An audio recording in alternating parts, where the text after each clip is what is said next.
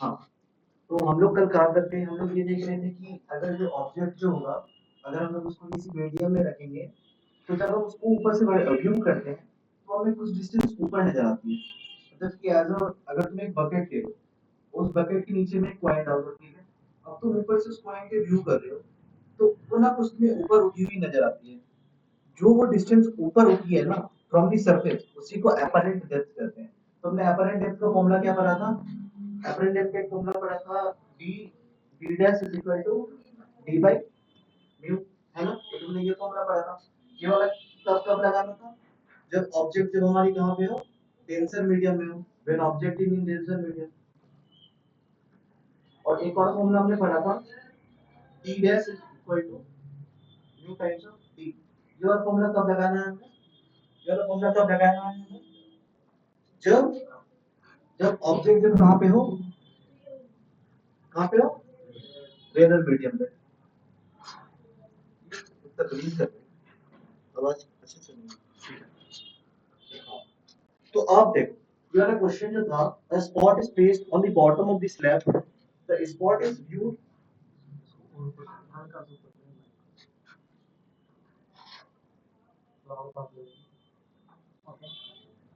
Hello hello, इधर इधर बात, hello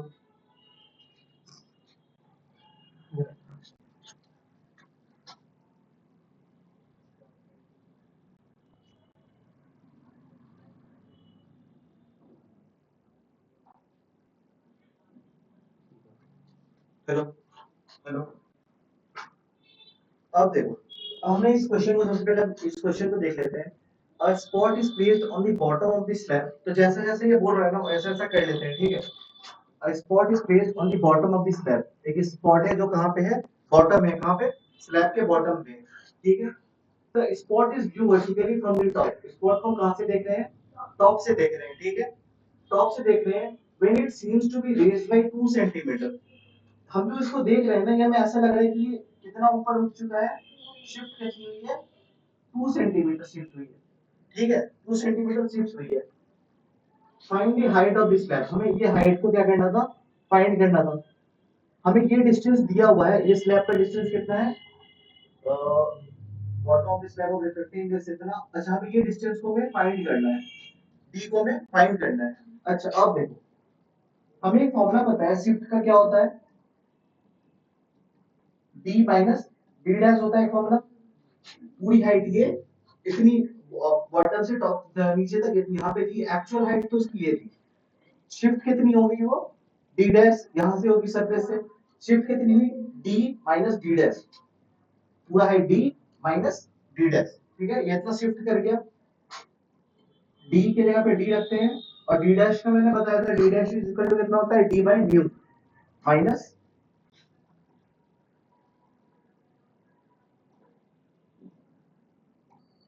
D minus D by mu. हमने क्या करा, डी को कॉमन ले लेते हैं, 1 माइनस 1 बाय म्यू। ये था हमारा शिफ्ट का फॉर्मूला था। अब शिफ्ट की जगह पे शिफ्ट कितना हो दिया हुआ है हमारा, 2 centimetre. 2 is equal to D 1 minus 1 by mu की जगह पे क्या डालेंगे, रिफ्रैक्टिव इंडेक्स कितना दिया हुआ है, 1.5। इसको करोगे तो d की वैल्यू हमारी कितनी आ जाएगी, 2 is equal to D into, ऊपर में हो जाएगा 0.5 बाई 1.5 13, डी कितनी आ गई थी हमारी, 6 सेंटीमीटर। मतलब ये जो पूरी जो हाइट जो है स्लैब की, हाइट ऑफ द स्लैब वो कितनी है, 2 6 सेंटीमीटर, ठीक है? अच्छा, ये वाला भी एक क्वेश्चन जो था, बहुत अच्छा क्वेश्चन था ये।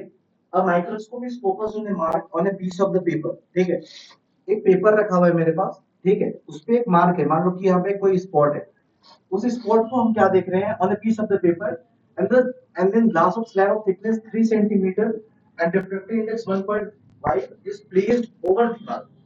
मैं इसको माइक्रोस्कोप से देख रहा, ठीक है? अचानक से किसी और ने क्या करा, बीच में ग्लास का स्लैब लाके रख दिया। इस जैसे कि एक स्पॉट है, इस स्पॉट के ऊपर ऐसे करके ग्लास का स्लैब रख दिया, स्लैब रख दिया। by how much should the microscope should move to get the mark focus again। Actually ये होता क्या है, जब हम लोग माइक्रोस्कोप से किसी पॉइंट ऑब्जेक्ट को अगर देख रहे होते हैं, ठीक है? अगर किसी कारण से अगर उस माइक्रोस्कोप की फोकस अगर बिगड़ गई, किसी कारण से अगर उसकी फोकस अगर बिगड़ गई तो क्या होता है कि ब्लड इमेज शो करने लग जाता है, ब्लड इमेज हो जाती है। तो ब्लड इमेज होने के बाद क्या होता है कि हमें उस ऑब्जेक्ट की जो रियल इमेज जो है वो नहीं दिखती है ना, उस ऑब्जेक्ट को अच्छे से नहीं देख पाते, वो ब्लडी हो जाती है। यहाँ पे हमने क्या करा है कि ग्लास का स्लैब रख दिया है, ये मेरा पॉइंट था, इसके ऊपर एक ग्लास का स्लैब रख दिया। ग्लास का स्लैब रखने से क्या हुआ है कि वो पॉइंट जो था, जो जिसको हम देख रहे थे, वो कुछ ऊपर आ गई थी। किसके कारण? स्लैब के कारण। अब देखो, अब हमें पूछ रहे हैं कि हम माइक्रोस्कोप को कितना मूव करेंगे, कितना उसको मूव करेंगे कि हमें वो स्पॉट वापस से दिखने लग जाए। ठीक है, यही पूछा था। और हमें सब चीज दिया हुआ था, इस ग्लास की थिकनेस भी दी हुई थी 3 सेंटीमीटर। ठीक है, by how much the microscope should move. अच्छा, अब देखो, यहाँ पे एक पॉइंट ऑब्जेक्ट था, यहाँ पे हमारी एक स्लैब दी हुई थी।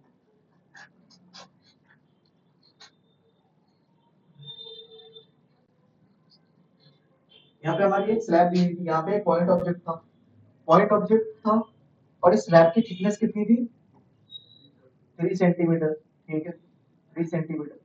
यहाँ पे मैं एक माइक्रोस्कोप लगा के इस चीज को, इसको देख रहा हूँ। ठीक है, जैसे ही हमने स्लैब लगाया, ये कुछ शिफ्ट कर क्या होगा, ये कितना शिफ्ट करा होगा? शिफ्ट का फॉर्मूला क्या हमारे पास?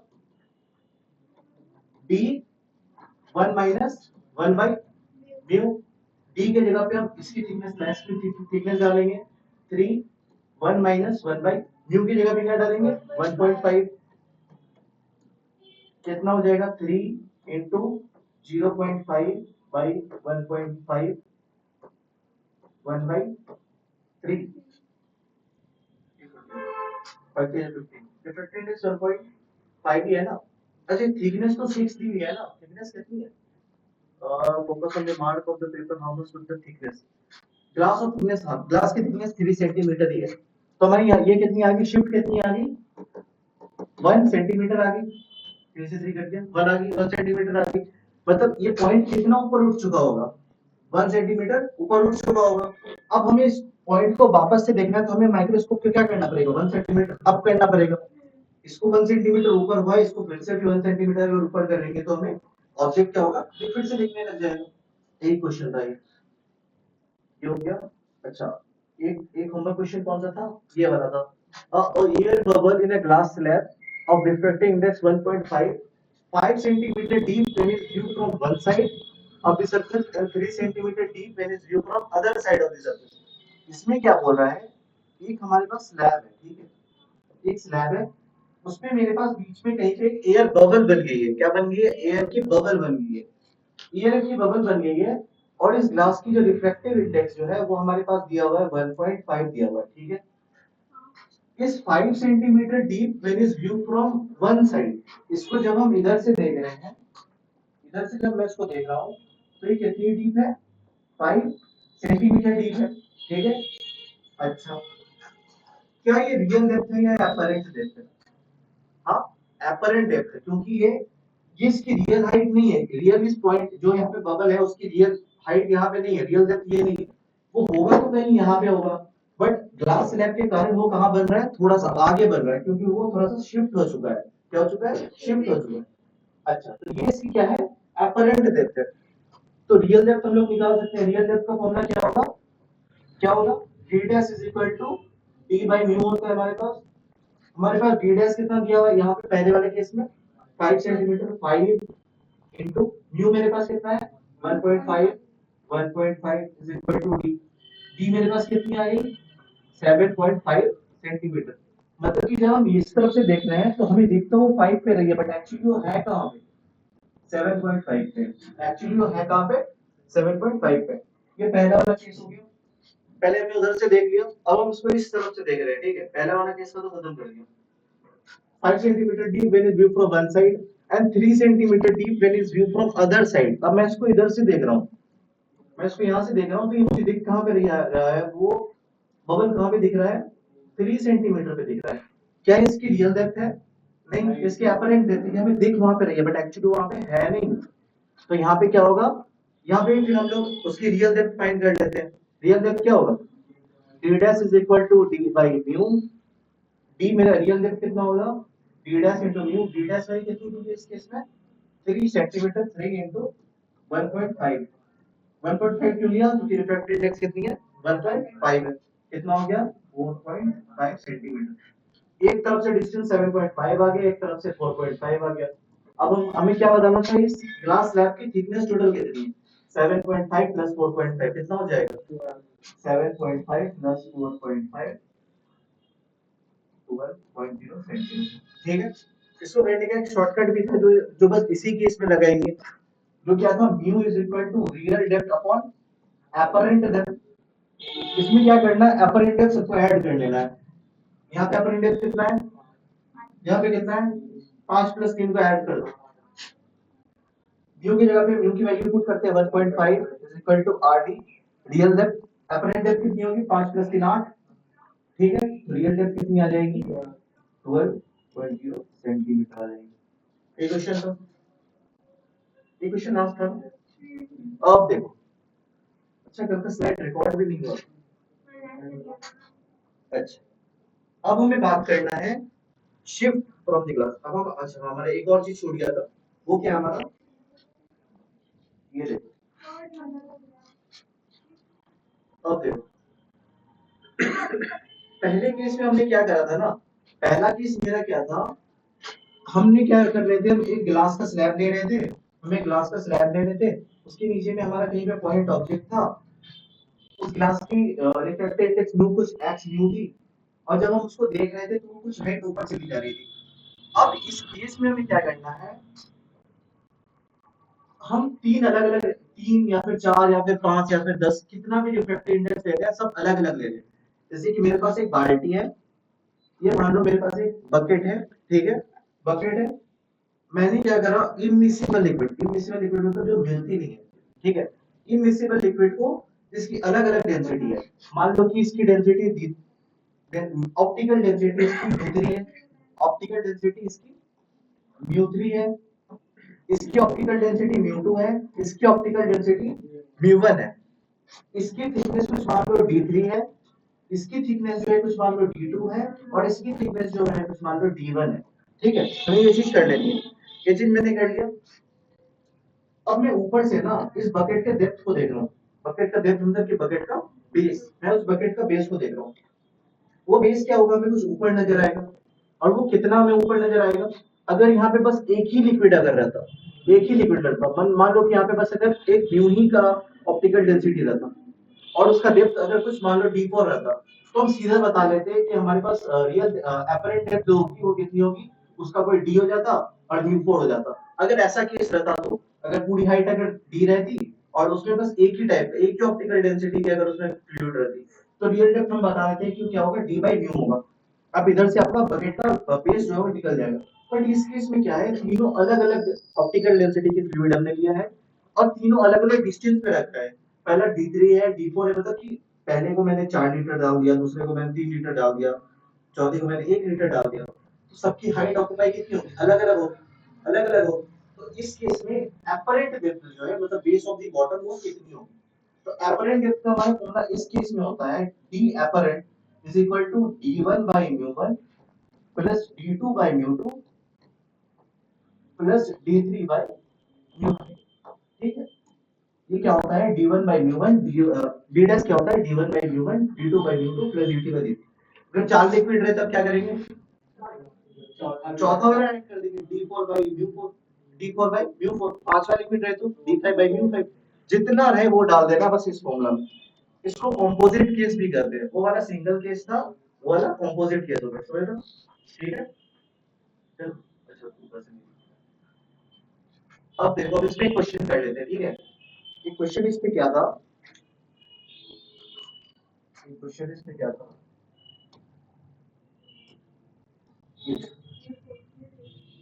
ये एक बकेट मान लो, ठीक है, एक बकेट मान लो,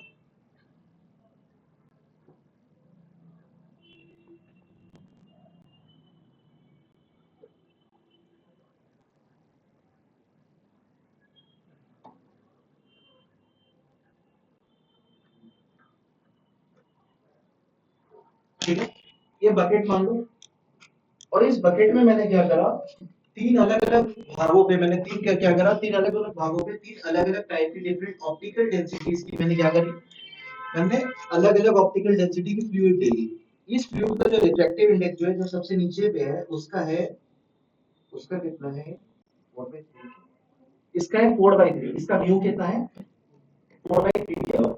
इस फ्लूइड का जो उसके ऊपर वाला जो है, उसका उसका रिफ्रैक्टिव इंडेक्स दिया हुआ है 3/2, और सबसे जो ऊपर वाला जो है उसका म्यू दिया हुआ है हमारे पास 2। इसकी थिकनेस मेरी 4 है, इसकी थिकनेस मेरी 9 है, 4 सेंटीमीटर, 9 सेंटीमीटर, और ये है मेरी 8 सेंटीमीटर है। हमें फाइंड क्या करना है, find the apparent depth of the bottom of the container.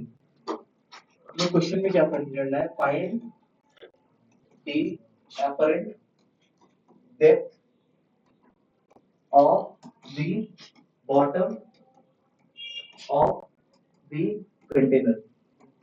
हमें इस बकेट का जो बॉटम है ना, उसका अपरेंट डेप्थ फाइंड करना है।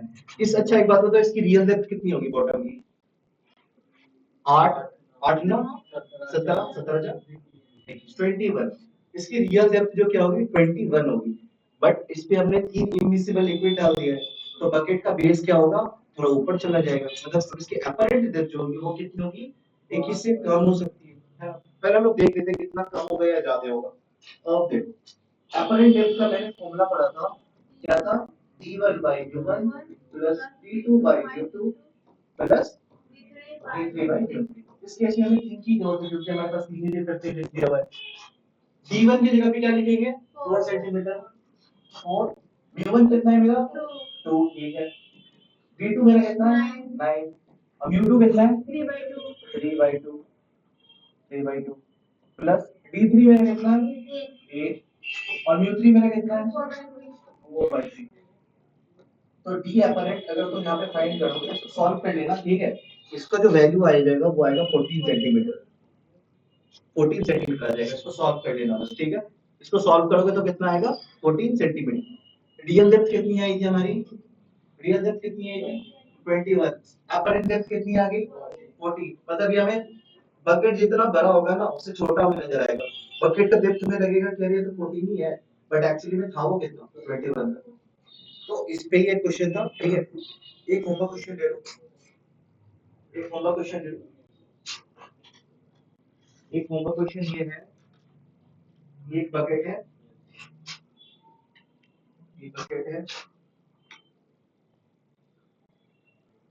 इसका इफेक्टिव इंडेक्स 3/2 है, mu3 मेरी 3/2 है, इसका रिफ्रैक्टिव इंडेक्स मेरे पास है 4/3, और इसका जो रिफ्रैक्टिव इंडेक्स है वो मेरे पास है 6/5, mu1 mu2 mu3। इसकी जो डेप्थ जो है, पहली वाली की जो डेप्थ है वो मेरे पास दी है 6 सेंटीमीटर, दूसरी की जो डेप्थ है वो मेरे पास दी है 4 सेंटीमीटर, और जो तीसरी जो है वो मेरे पास है 3 सेंटीमीटर, ठीक है। हमें क्या फाइंड करना है, apparent depth of the vessel को फाइंड करना है। क्वेश्चन क्या है हमारा, find apparent depth of the vessel.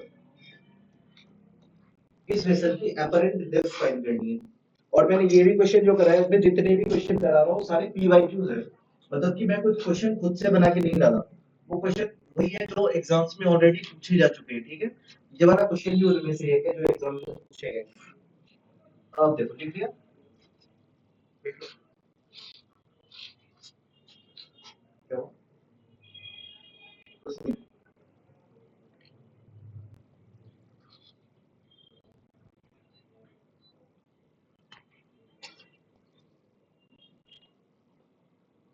हम लोग नेक्स्ट टॉपिक पे बढ़ते हैं आगे, देखिए चलिए।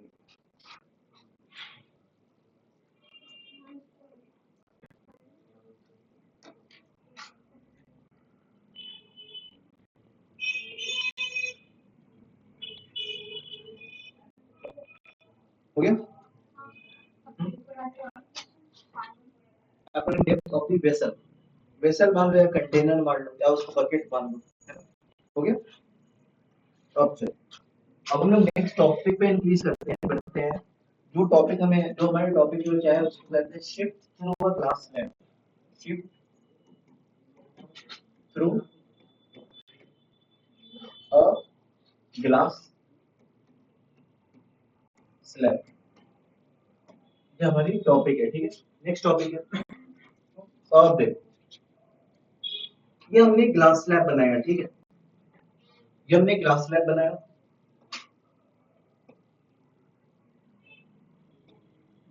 ये मान लो एक एक्सिस मान लेते हैं। जिस एक्सिस पे हम क्या करेंगे, जिस एक्सिस पे हम अपनी ऑब्जेक्ट को रखेंगे, मान लो कि मेरी ऑब्जेक्ट जो है वो कहीं यहाँ पे है ओ, इस पॉइंट पे मेरी कहीं ऑब्जेक्ट है ओ। अब देखो,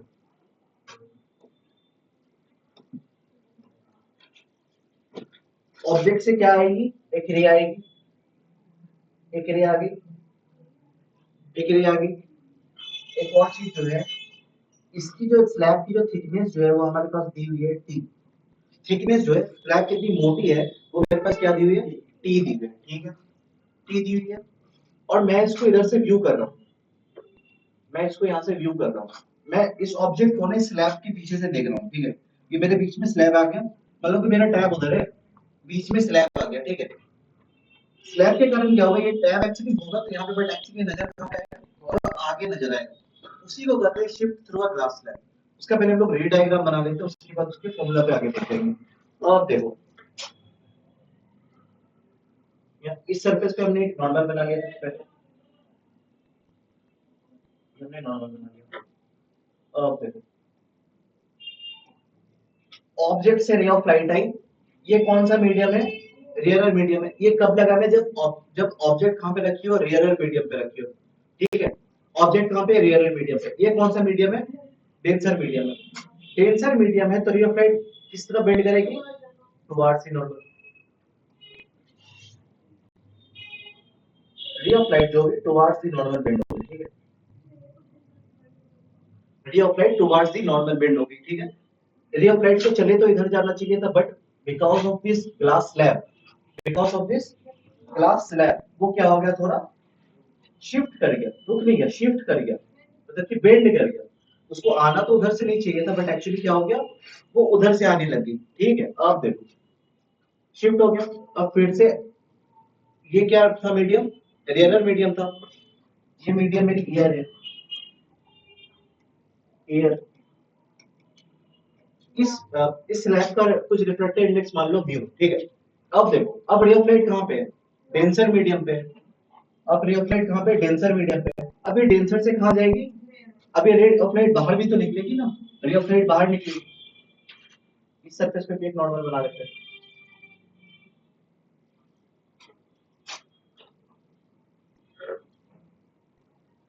इस सरफेस पे एक नॉर्मल बना लेते हैं। ओके, अब ये रे ऑफ लाइट कहां बेंड करेगी, away from the normal, away from the normal, है ना। रे ऑफ लाइट कहां पे बेंड करेगी, अवे फ्रॉम द नॉर्मल। अब मेरा आंख जो है, अब मेरा आंख जो है वो क्या कर रहा है, अभी वो इस रे ऑफ लाइट को देख रहा है। उसको क्या लगेगा कि रे ऑफ लाइट ना कहीं पीछे से आ रही है, यहाँ से आ रही है। रे ऑफ लाइट आ कहां से रही है, कहीं यहाँ पीछे से आ रही है। उसको लगेगा कि रे ऑफ लाइट कहीं यहाँ से आ रही है, तो ऑब्जेक्ट कहीं यहाँ पे रखा हुआ होगा, मतलब कि अब वो ऑब्जेक्ट कहीं यहाँ पे रखा होगा। बट ये होगा क्या, एक्चुअली इमेज होगा। ये अपरेंट ऑब्जेक्ट की तरफ बिहेव करेगा ये ऑब्जेक्ट, ठीक है। तो हमें ये फाइंड करना है, ये ऑब्जेक्ट जो है ये कितना शिफ्ट कर रहा है, शिफ्ट कर रहा है। जो तुमने उस केस में जो शिफ्ट का जो फॉर्मूला पढ़ा वही सेम फॉर्मूला ही है, बस इसमें बस क्या कर देना, shift is equal to T one minus one by mu. उस वहां पे क्या था, T one minus one by mu, क्योंकि वहां पे डेप्थ थी, यहाँ पे थिकनेस है, T one minus one by mu, ठीक है। अब देखो, अब इस पे क्वेश्चन कर लेते हैं, लिख लिया। यहाँ पे मेरा क्या था, अच्छा और एक बात याद रखना है कि हमें क्या करना है, जिस तरह से रे, जिस डायरेक्शन से पहली जो रे निकली ऑब्जेक्ट की, ऑब्जेक्ट से रे इस डायरेक्शन में निकली, उसी डायरेक्शन में शिफ्ट करना है, ठीक है, उसी डायरेक्शन में शिफ्ट करना है। अब देखो, ये मेरे पास क्या था, एक ग्लास का स्लैब था, ये ग्लास का स्लैब था। पूरा मीडियम जो है, बाहर का मीडियम जो है वो क्या है, एयर है। बाहर की मीडियम जो है वो क्या है, एयर है, म्यू एयर। म्यू एयर है, मतलब कि इसकी रिफ्लेक्टिवनेस कितनी हो जाएगी, वन हो जाएगी। इसका जो स्लैब का जो रिफ्रैक्टिव इंडेक्स जो है वो दिया हुआ है मेरे पास 1.5। एक चीज ध्यान देना, मैंने जितने भी स्लैब के क्वेश्चन कराए सब जगह स्लैब का रिफ्रैक्टिव इंडेक्स सेम ही है, 1.5 1.5 1.5 ही है, क्योंकि ग्लास की रिफ्रैक्टिव इंडेक्स 1.5 ही होती है। वाटर की 3/2 3/2 है ना, 1.33 4/3 4/3 होती है ना उसकी, हाँ 4/3 होती है, 3/2 इसकी होती है, स्लैब की होती है, 4/3 मतलब 1.33 होती है उसकी स्लैब। तो ये दो चीज ना हो सके तो याद कर लो, लेकिन जब भी अगर एग्जाम्स में आएंगे तो ये दोनों दिए रहेंगे, ठीक है। मेरा क्या है, और इस ग्लास की जो थिकनेस जो है वो मेरे पास दी हुई है 15 सेंटीमीटर, 15 सेंटीमीटर। और ऑब्जेक्ट जो है वो है इस स्लैब से 10 सेंटीमीटर दूरी पे ऑब्जेक्ट रखी हुई है। ऑब्जेक्ट कहां पे रखी हुई है, 10 सेंटीमीटर दूरी पे रखी हुई है। हमें बताना है find the distance, find the distance of the final image from O seen by I. ये ओ है मेरा, हमें मेरे क्वेश्चन में क्या दिया है, find the distance of final image, final image from O,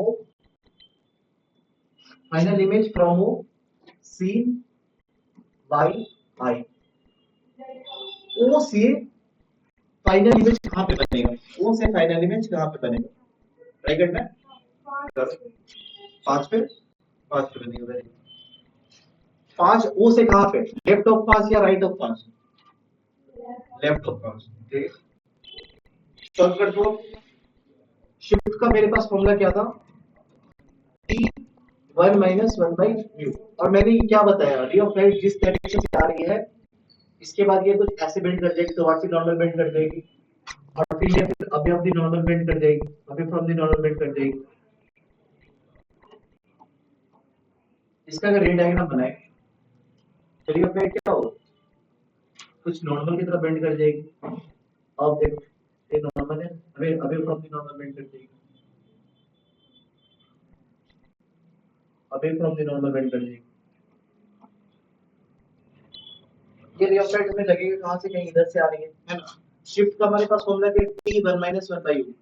thickness कितनी दी हुई है स्लैब की, 15, 1 माइनस म्यू का वैल्यू मैंने क्या दिया हुआ है, 1.5, 15 into 0.5 by 1.5 हो जाएगा ये, 5 3 जा 15, 3 5 जा 15, 5 सेंटीमीटर। मतलब ऑब्जेक्ट जो है वो कहाँ कितनी शिफ्ट हो जाएगी, 5 सेंटीमीटर शिफ्ट कर जाएगी। कहाँ से शिफ्ट कर जाएगी, वो से 5 सेंटीमीटर शिफ्ट कर जाएगी। अच्छा, इस पे मैं एक होमवर्क क्वेश्चन दे रहा हूँ जिसपे कि दोनों कॉन्सेप्ट इस्तेमाल होगा, जिसपे कि मिरर का कंसेप्ट भी इस्तेमाल होगा और ये वाला कंसेप्ट भी इस्तेमाल होगा, दोनों मिला के दे रहा क्वेश्चन। देखिए इसको,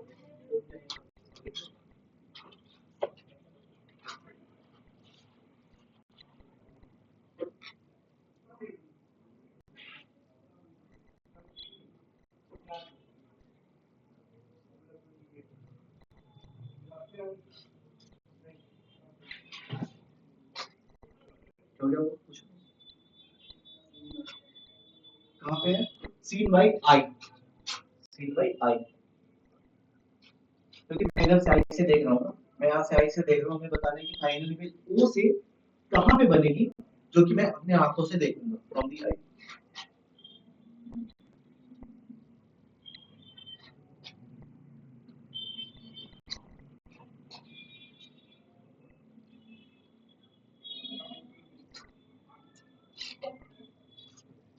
हो गया,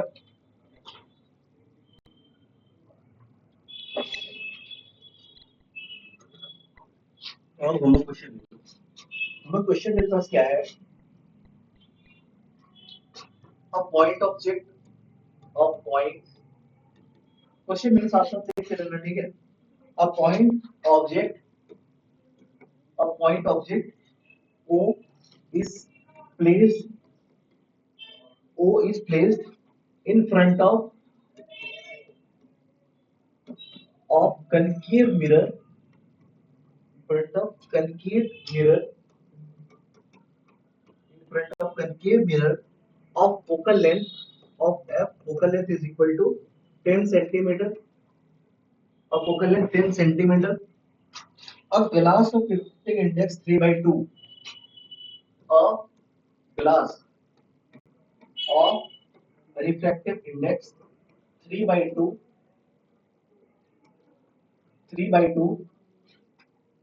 and thickness 6 centimeter and thickness 6 centimeter is inserted between the object and the mirror is inserted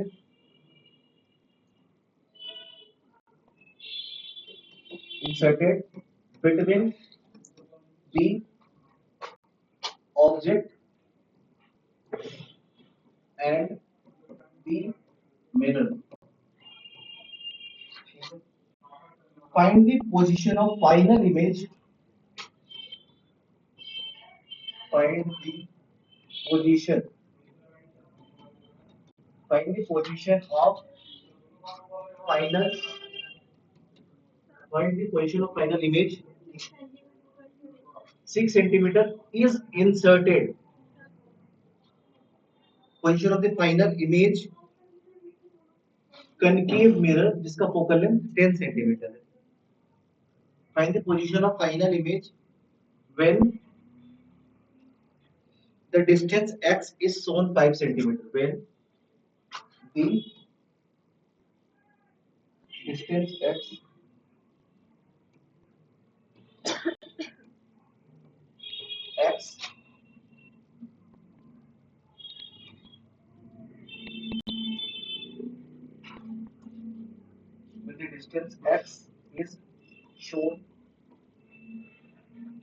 when the distance x is shown 5 centimetre. ये क्वेश्चन है और इसकी एक डायग्राम भी दी हुई है. ये कनकेव मिरर दिया हुआ है, ठीक है, जिसका फोकल लेंथ मेरे पास कितना दिया हुआ है 10 सेंटीमीटर दिया हुआ है. इसका फोकल लेंथ मेरे पास 10 सेंटीमीटर दिया हुआ है. अच्छा,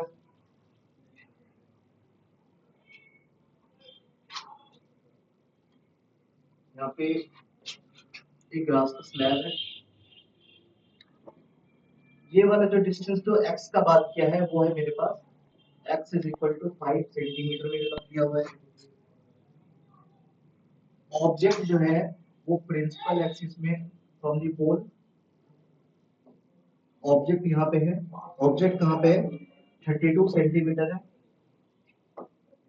32 सेंटीमीटर है.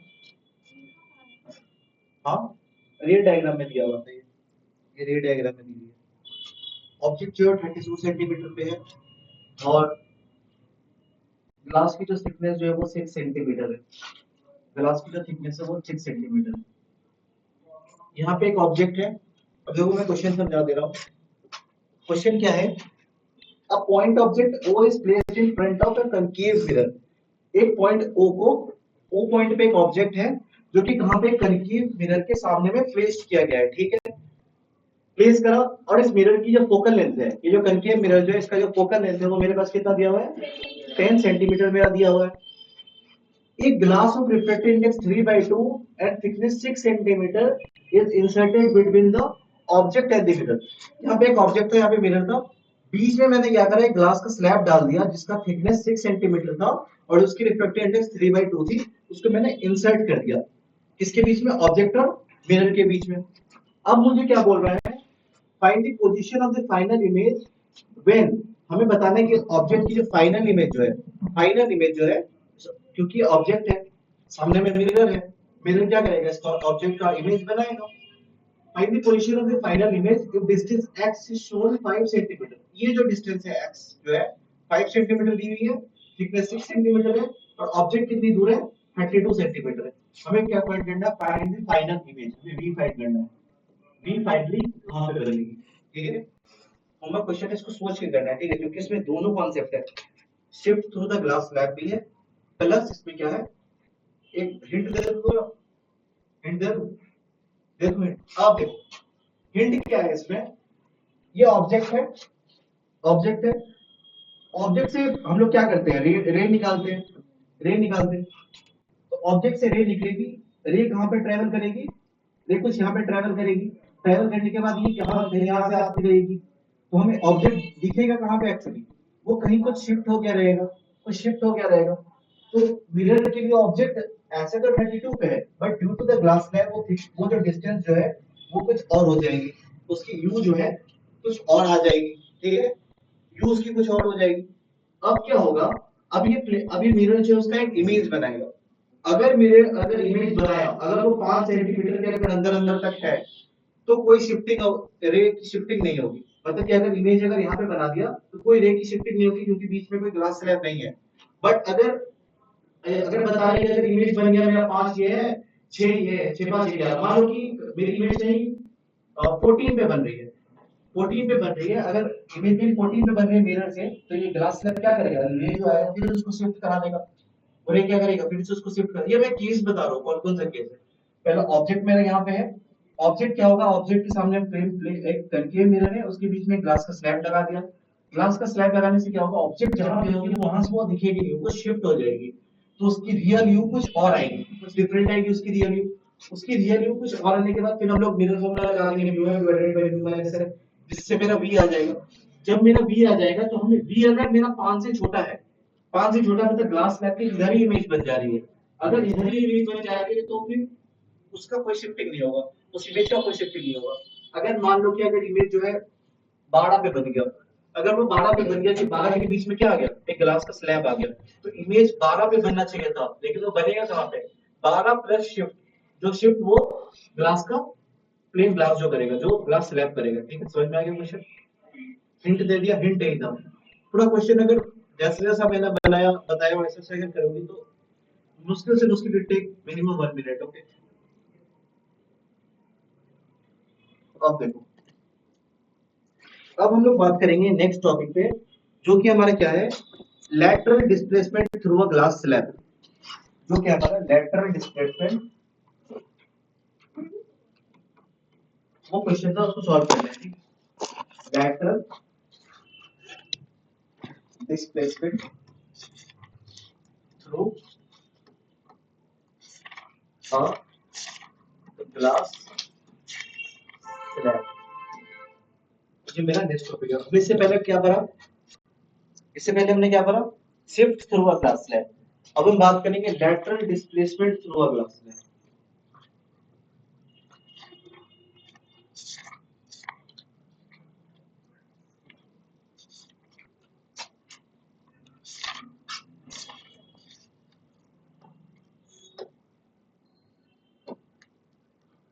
मान लो कि ये मेरा कोई स्लैब है, ठीक है, मान लो कि ये मेरा कोई स्लैब है,